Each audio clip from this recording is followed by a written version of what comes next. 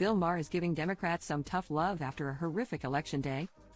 After Donald Trump defeated Vice President Kamala Harris by significant margins and Republicans took control of the Senate, the talk show host, 68, didn't hold back from letting people on the left know that it's time to go back to the drawing board if they want to be back in power in the next few years. We had an election, Maher began during the Friday, November 8th, episode of Real Time with Bill Maher. I did not vote for the winner, we'll see what the winners do now. They won, now they have reality they have to deal with. We'll see what they do. My message to the losers look in the mirror, he continued as the live studio audience gasped in horror. Well, maybe you should. Well, that's my feeling. Losers look in the mirror. The television personality emphasized how leftists ignored the very evident signs of the possibility of a Trump victory. For months, Democrats have been saying, how is this even close?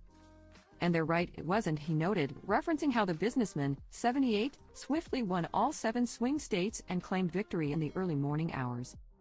They could not conceive of a second Trump term, but they should have.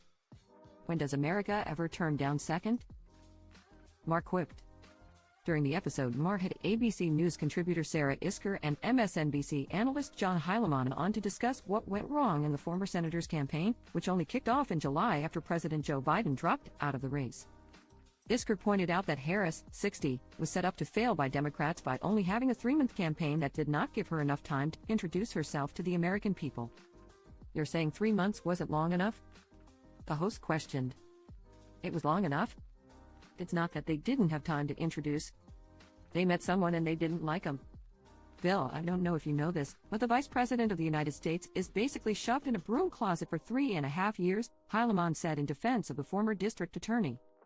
I know she was more popular in there, Maher replied. This idea that in a mass media age that 107 days is not long enough to know somebody?